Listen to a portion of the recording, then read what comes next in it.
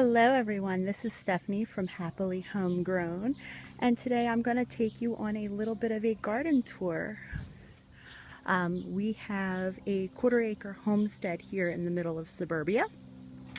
As you can tell, regular neighborhood, like what most of you are probably living in. So we don't have a whole lot of room. Hi Larisha! So I'm going to start you out front in our front yard. And this is our pollinator garden.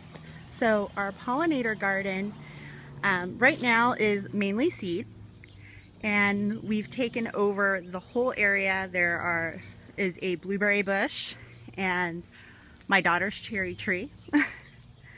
And my husband's quite happy that we keep covering everything up with mulch so he does not have to mow.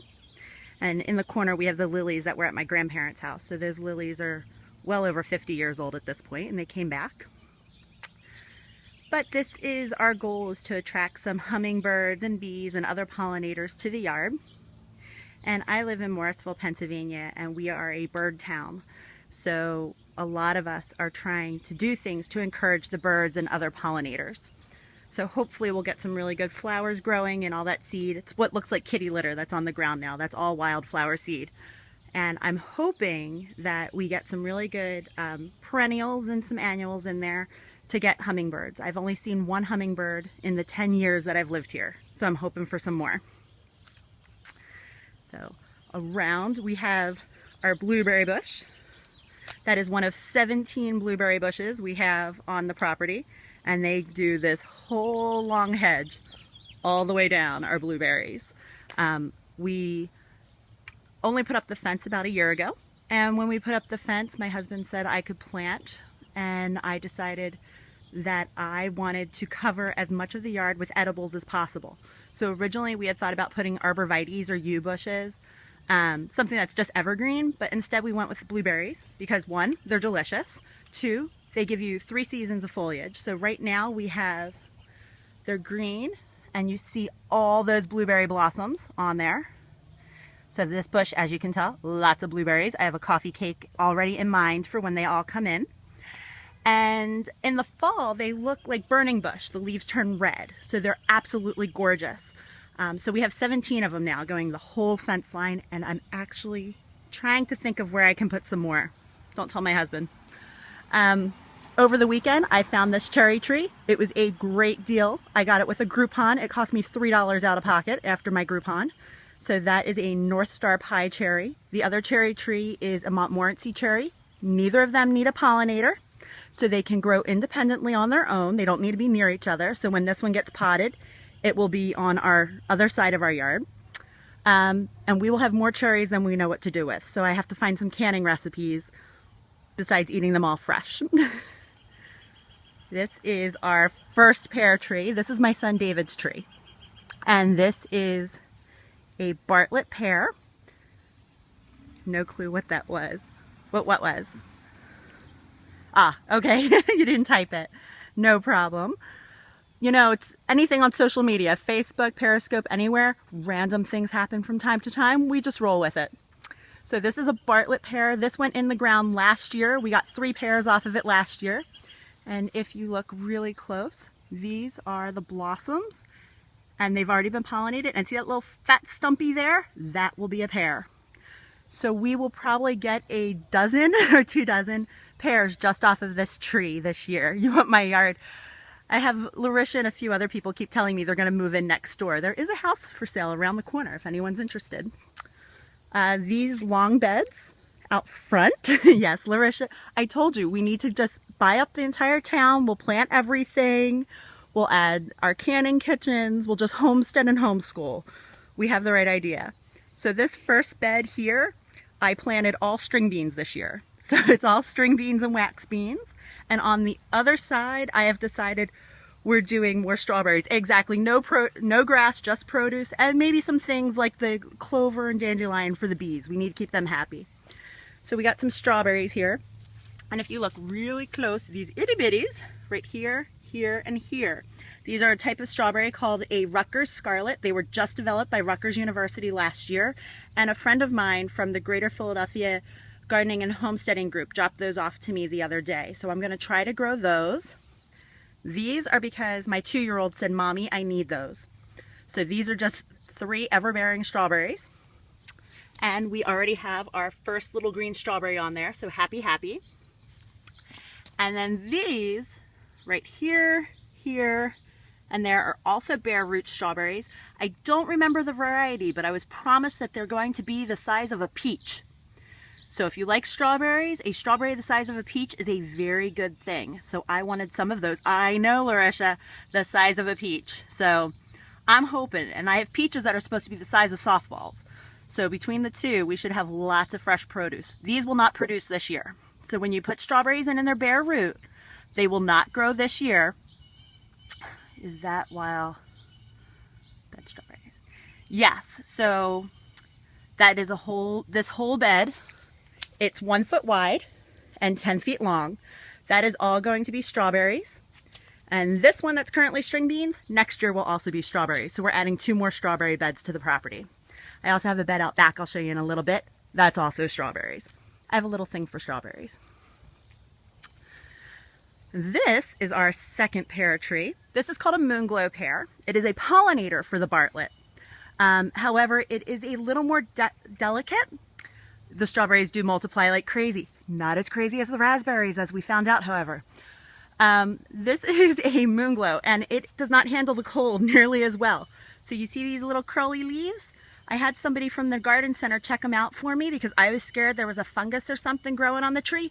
No, the tree got frostbite. So because this tree does not handle the cold as well, now I know. So in the future, when we're expecting a cold night, I'm gonna have to drag out one of the king-size bed sheets and wrap it up. It looks bad. I know, I saw it. I was like, oh no, something's wrong with the tree.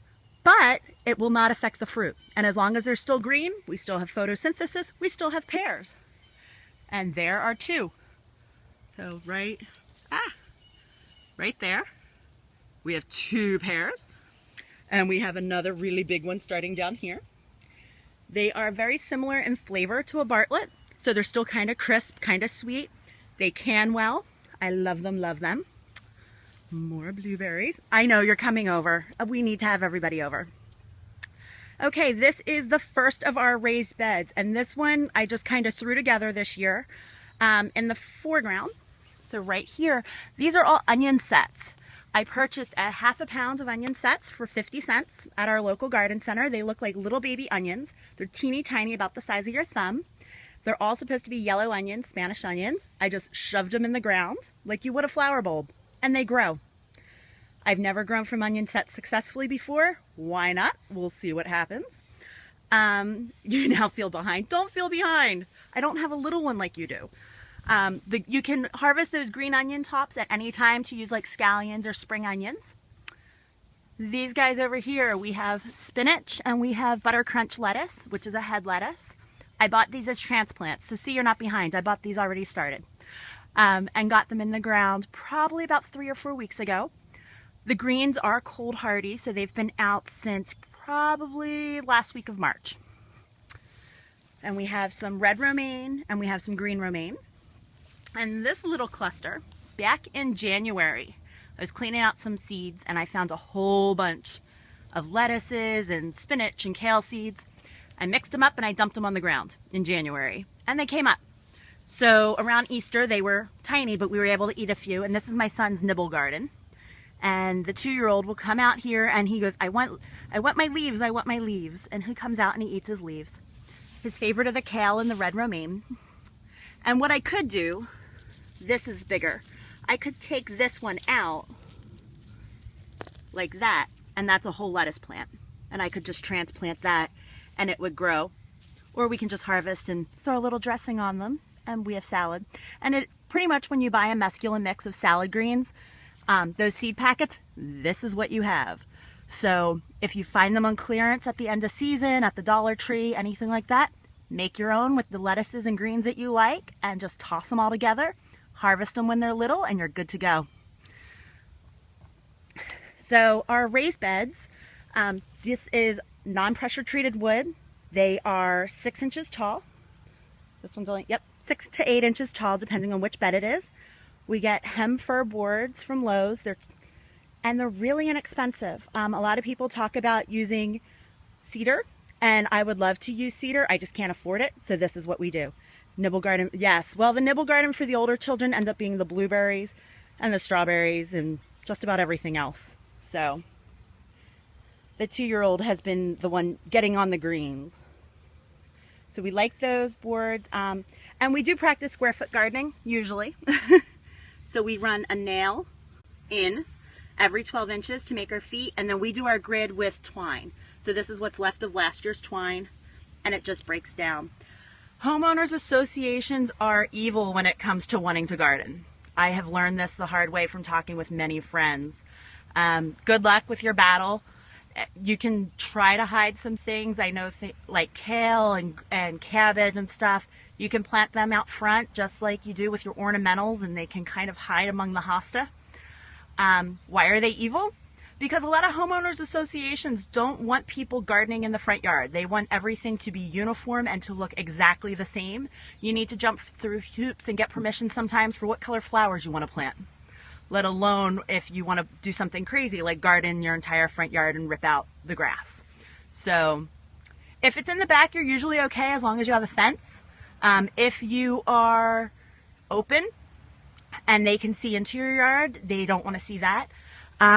It really depends on your association. I do have friends that live in a homeowners association that they're allowed to have beds out back, but out front can only be ornamentals, and they can only be shades of white and pink. So it really depends on where you are and what your association rules are. Mike says my garden can't be more than one. Wow, only a third of your yard. That's really hard. If you don't have an association, you're lucky. Actually, even in some municipalities, I'm very lucky here in Morrisville Borough that nobody complains about my yard. And since we started gardening out front last year, we've actually seen quite a few people start gardening in their front yards. But now I have a few people in town that have questioned, well, are you allowed to do that? And that's my fear, is people are going to start getting up in arms and saying, well, you shouldn't be allowed to garden out front. Guess what? I'm doing it anyway. So exactly, why not? And honestly, if we can grow our own food, we're doing better than growing our own lawns. And I hate my lawn. It was mowed on Friday and it's already tall again. If we want a greenhouse, it has to be in the back. Yep, it has to be in the back against your house. Actually, it's probably better for a greenhouse anyway. It won't blow away on you.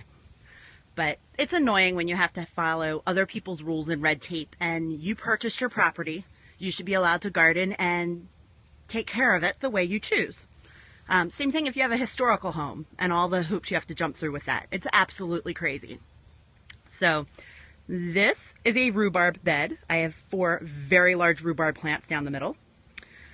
On the back side, this is garlic. These will be ready to harvest in the end of July. And all I did was I had garlic that I bought at the grocery store, and I kind of forgot about it for a while, and it sprouted. And every garlic clove can turn into a bulb if you plant it. So I took 1 head of garlic that sprouted, and back in December you plant it. So I don't know if they keep the rabbits away. I'm being very, very hopeful. In the past, the critters have dug up my garlic and onions. So I'm trying again. This is the most success I've had so far because they're actually here. And then here we have carrots that are starting to come up. You can see the little leaves. I have, I think, 5 different varieties of carrots I'm attempting to grow in this bed. So we'll see what happens. So we have garlic to deter the rabbits, and then we're planting rabbit food right in the bed because everyone knows rabbits love carrots. Bugs Bunny taught us this. So we have our rhubarb.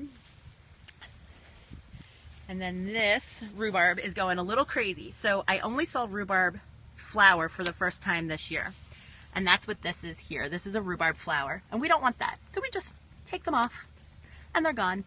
We can toss them in the compost or wherever else. You don't want your rhubarb to flower because then it's putting energy into creating the flowers instead of giving you these beautiful stems that you can harvest and eat. So we just take off the flowers whenever we see them. And whenever I'm walking around the yard, I usually have my clippers in my pocket. So this way, if I see something like that, I can take care of it. You're welcome. I'm so glad I can teach you something and help you out, maybe answer some questions. Now this end of the garden was supposed to be beets. And I forgot that I had planted beets here. Here's one right there, another one. And I went through and I weeded the garden, and I think I weeded out most of my beets because I thought I had planted carrots the entire length. So these things happen. So I'm going to try to plant some more beets soon. More blueberries. Now here we had a hoop house.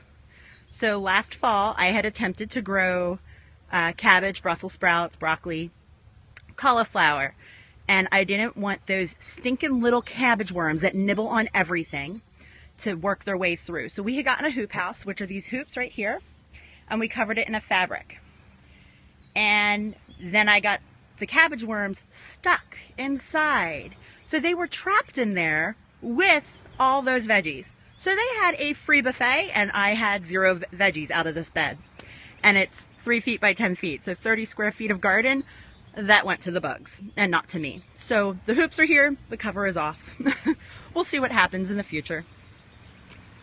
Went to the garden center. So if you are in Mercer County area, Lower Bucks, there is a great garden center called Fairless Hills Garden Center. It is right off of Lincoln Highway, and they are awesome, awesome. So this entire flat of veggies was under $15. Love the raised candles. Oh, deer are horrible, and if you have a fence, the fence needs to be at least 5 to 6 feet tall to keep the deer out. I remember learning that years and years ago from my father. 5 to 6 feet tall to keep them out, and then if it's on a slight angle, then they won't be able to hop it either. Good luck with those deer. My mother-in-law gave me most of those blueberry bushes because the deer were eating them up at her house, and they weren't getting any blueberries, and they were being nicely pruned by the does that would come in the yard with the babies in the spring. That is why I would be... Utah, I guess your biggest problem would also be the heat and the temperature with some of the gardening. You need to have a little bit more coverage so that you aren't getting everything cooked in the heat. At least 20 to 30 deer at a time. Oh my. And we're in suburbia, so there goes the school buses.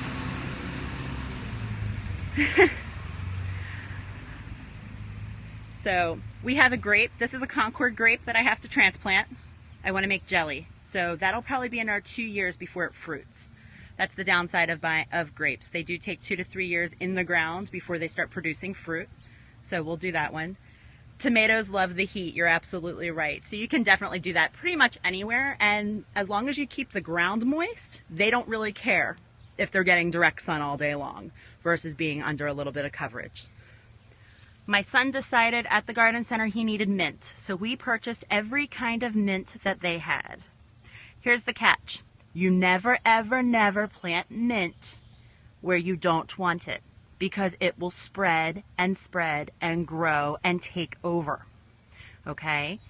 Catmint is a type of mint, and catnip is a type of mint. So if you plant it, it will take over your yard.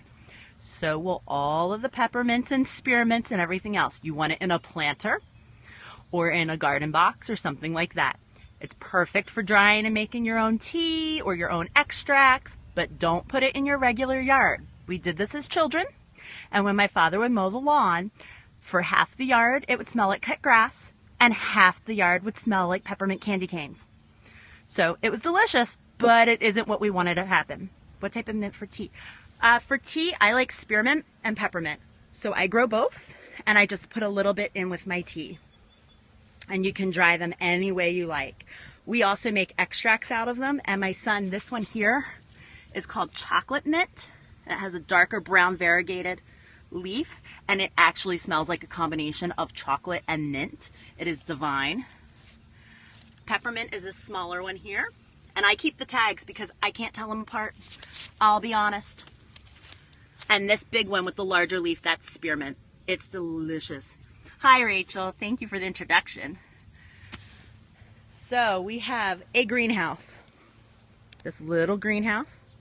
It is, the box said 3 feet by 4 feet. It's smaller than 3 feet by 4 feet, but it's pretty close.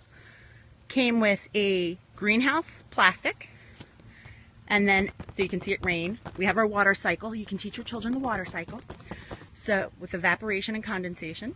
So it also has a cover that allows airflow and water flow. So I just recently planted in here corn. In that little area, 3 feet by 4 feet, I have 48 corn plants. Can you imagine, in that small of an area? So we have them under cover right now to keep them really warm. Oh, we grow strawberries. I have strawberries in 2 different spots in the yard. I'll show you the other spot in a little bit. This corn will grow in about 65 days. So we will have our own corn by 4th of July. The lumber we use is called Hem-Fir, H-E-M-F-I-R.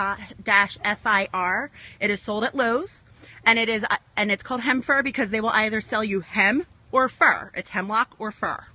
And they just classify them the same way. It is not pressure treated or chemical treated.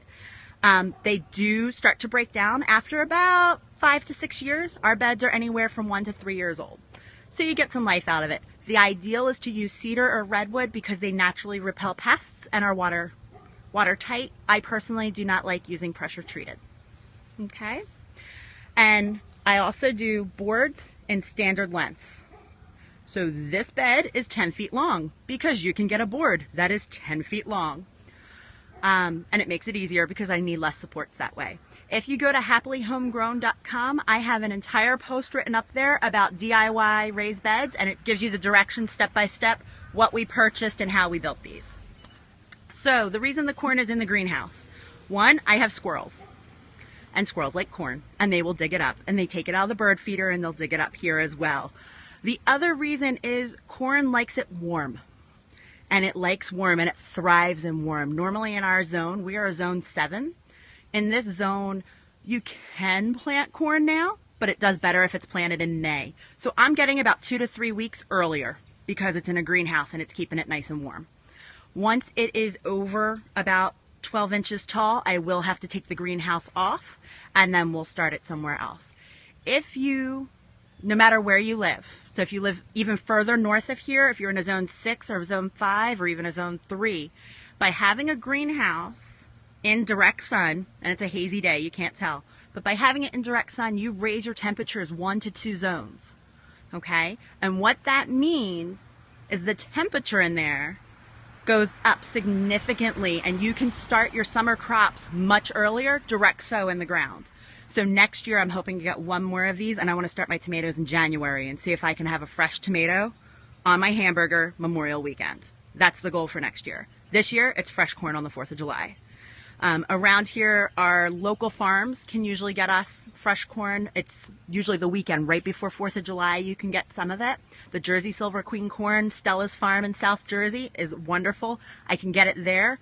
My farms up here in Pennsylvania, Bucks County, don't always have it in quite in time yet. Not their own anyway. They'll bring it in from South Jersey.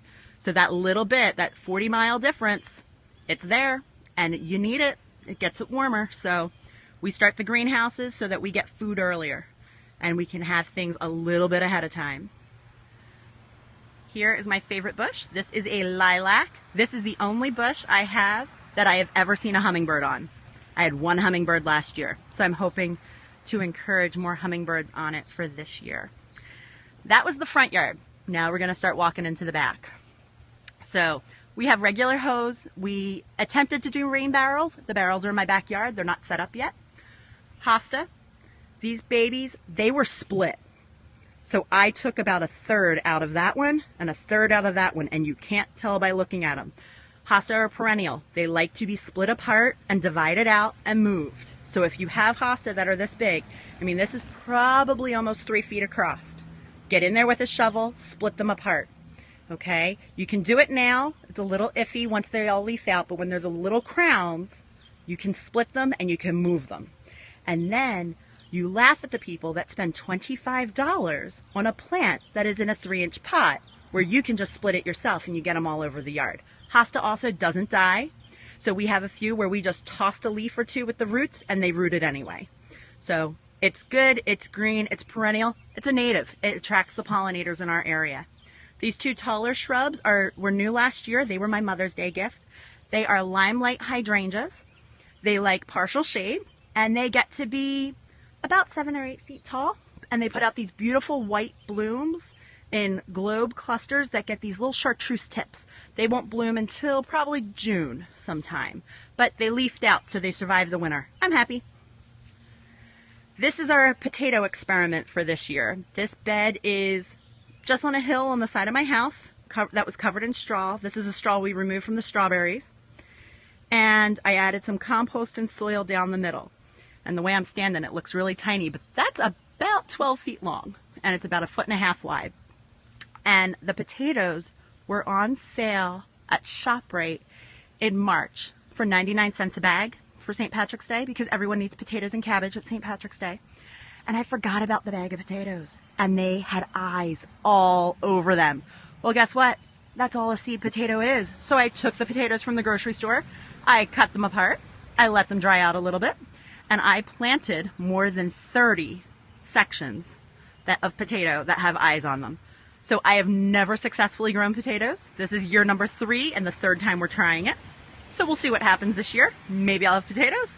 Maybe I'll have a place for the neighborhood critters to come and nosh and won't get a thing. But it didn't cost me anything. It's all stuff I already had and had already used. So we're just going with it and seeing what happens. Now the backyard, again, suburbia. There's the neighbor. That's the neighbor's house. So we are really close. This area to the left of the fence is where I am going to be planting some more fruit trees in the very near future.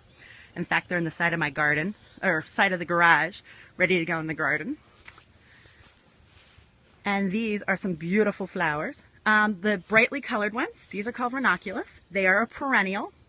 Fairless Hills Garden Center had them on sale for 99 cents a piece. So these pots, one little pot was 99 cents. Have you tried chicken wire in a circle? I haven't tried the chicken wire in a circle for the potatoes, mainly because I got hurt when I tried to use chicken wire and it poked me too bad, and I said I'm not working with that again. And I cussed at it a bunch, and it's in a roll in the top of the garage. Yeah, if you don't wear the proper gloves and you don't use the proper tools when you're cutting things like chicken wire and hardware cloth, you're gonna get hurt. Make sure you have your tetanus shot. So that's my only little tip for that one. Or you go out and you spend the extra money to get the proper gloves and to get the good tin snips, and then you won't get hurt in the first place. Yes, you do need the good gloves. So these 2 pots are peonies. They're going to be light pink. Now here's the catch. I wanted peonies. They go for $20 a piece. I don't have $20. I posted on our local yard sale site that I'm looking for light pink, blush, or white peonies. If anyone has them, I'd be happy to come help them split their plants. They're a perennial. They spread slowly, but they spread. I got these 2 beauties for free. Just because I asked, said I would do a little work. The woman said no problem. She gave me the 2 plants. So now all I have to do is plant them. Ask around. Facebook has all those great yard sale sites. Ask on your yard sale sites when you want something like this. Okay? If there's a plant you're looking for, if there's seeds you want for your garden, ask. People have extras. They want to get rid of it. They don't want to see it go to waste. Just ask. Okay? These are the peonies that I got. Today I was at Walmart. They had peony bulbs. A pack of, I want to say it was 10 for under $3. So I picked up a pack of those too. So we'll be adding more. These are still in their trays. They need to be planted. I know. Cheap, cheap. Fig trees. Okay, I am in a zone 7. Figs do not like it overly cold. However, we have these in pots. We just planted them outside, and I will wrap them in the winter, or I will drag them into the shed. This one is a green fig. That one is a brown fig. That is all the information I was given when I was given the trees. Again, last year in the fall, I said I would love to start figs. If anyone had a clipping I could take to root it. Instead, a friend of mine said, hey, the place I work has fig trees we're getting rid of. Would you like them? I got 2 fig trees for free. So these are my little beauties. And we have our first fig of the year starting right there. So excited. And they're beautiful. They have leaves on them. These were in the garage all winter because, again, they don't like cold. They like it warm. I don't have any currant trees. Currants grow in a bush, and I do not have any at this time. I've thought about getting them, but we don't eat enough currants, and my kids don't like them enough. The figs are fruit, yeah. So the figs will be about 2 inches in size. The green ones will be pink flesh, and the brown ones will be a creamy color flesh inside. They are delicious. They dry really well. They store really well. They turn into preserves extremely well. and you can can them. Yes, you can. The other thing you can do is when you're canning them, if you've ever have you ever canned like peaches and other fruits? What can you make besides fig Newtons? Aha. Okay, so you've canned peaches and stuff. Instead of just doing your sugar syrup, you can add a little bit of spice to it. You can add either real rum or brandy or rum extract if you don't do alcohol.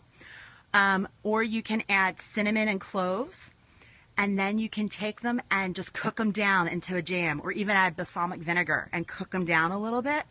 And they are delicious on ice cream, with cheese. I love them with brie. Okay, so you do brie and you do the brie in the oven so it gets all ooey gooey, and you put the figs on top. They're amazing. So because figs go for about $6 a pint around here, I decided I was getting trees, because that would be a lot easier than spending $6 a pint, and I can put them up myself. So we have those. Now, kids' play area. Gotta leave room for them, I promised. And most of the yard is for them still. So if you look this way, I have all that space. That's theirs. So I have not gardened the entire yard. So Larisha, even though you hear me talking about it, there is enough room for everybody else too. So this mess here, this is the mess that we call the raspberry pit. So 3 years ago, yes, more expensive at my Whole Foods. Oh no, my battery's dying. Okay, so we'll have to wrap this up quick because the battery's going way too fast. So this is the raspberry pit. Raspberries send out runners underground and they do not die. So I've been clearing this for 2 years. We're still clearing it. And I'll keep talking until the camera dies. This is the strawberry bed. So this bed is 2 feet by 8 feet. And last year in 2 feet by 8 feet, I got more than 40 pounds of strawberries. 40 pounds, can you imagine? They are mainly all June-bearing strawberries. Last year was the first harvest, so this year will be the second harvest. And I didn't do anything special. I bought the strawberries from Gurney Seed, so right online, had the bare roots sent to me in 2014, planted them, overwintered. 2015 we harvest. This year I covered them with straw, and I cleared out. As you can tell, we cleared out. We have some naked patches. Cleared them out, and we were good to go. And they will send out runners, and they will fill in those gaps, and we will have strawberries Memorial Day. That should be by Memorial Day. They'll be delicious. I'm looking forward to it. Over here, this is another one of our raised beds, and these are all peas. So this whole length, there are more than 30 pea plants, and we just use a T-post and a cattle panel. So if you go to Tractor Supply, if you don't live in farm country, then you have to go to a place like Tractor Supply. Lowe's sometimes has them. You get a T-post, and it's called a T-post because it looks like a T. And you need a special tool called a T-post hammer to ram them in. And then you just use a feedlot panel or a cattle panel. And it works like a great trellis. The panels are about $12 a piece. And you can cut them if you need to, but I get them in the length that I need. This is 8 feet long. And I just guide the peas up and they grow. You can grow melons on the trellis as well. It works beautifully. Everything here, we have broccoli, cauliflower, Brussels sprouts, and cabbage. They have been out since about St. Patrick's Day. So they're happy. This is our last bed. This bed, could you do that with? I am going to do it with cucumbers. So right here, I planted cucumbers, and we're going to put the T-posts and the panel up on Saturday because I decided to plant before my husband could get my panel up. I've also done cantaloupe and watermelon that way. So you can do it with cantaloupe and watermelon. Just take a pair of women's knee-high pantyhose and make a little hammock for them as they grow to give them some support so they don't break. So we do that. These little green things, these are taro ant traps because I have seen a lot of ants in my backyard. I don't want them eating my stuff, so we just use those. They have a borax solution in them, so I'm perfectly okay keeping them near food. And it doesn't spray on anything. So the ants go in, they nibble, they take the food back to the colony and kill them all and keep them out of my garden. This big, beautiful tree is a Gala peach, G-A, capital L-A, Georgia, Louisiana hybrid. It had beautiful pink blossoms on it, which have now all been pollinated and fallen off. I will have peaches, God willing, peaches, end of July, beginning of August. And that tree, this is its 3rd year. This is an apple tree. Right now this apple tree is only about 7.5 feet tall. So this is one apple tree. Let's see, what is it? This is a Starkspur Ultramac Dwarf. I got them from Stark Brothers. These flowers are going to freak out. And then this one is a Cortland apple. And this one over here is a Lodi apple. I got blooms the first year. The peaches are not the first year. These 4 trees, the peach and the 3 apples, were all planted bare root. And peaches, I got blooms on year 2. And this is year 3. The apples are on year 2, so I'm hoping I'll get blooms. Peaches are flowers then leaves. Apples are leaves then flowers. So hopefully we'll see a few flowers soon. Apples need a pollinator. The peach tree does not. So that's why I have 1 peach and 3 apple. So that pretty much wraps up the garden for right now. So I hope you like the tour of our yard and what we have growing. And I would be happy to share special things with you if there's a question about anything to share with you again, and we can come out here and take another peek as things keep growing and you can see the progress, especially later in May and into June and July and harvest season. Okay, if you have any questions or if there's anything I talked about that you want to see more about, you can go to happilyhomegrown.com/scope. And I will post some links to the products and the things I talked about on there, such as the bare root strawberries, the cattle panels, and the T-posts and those kind of things. I'm so glad you liked the tour. Thank you all for stopping by. I'll see you again soon. Bye.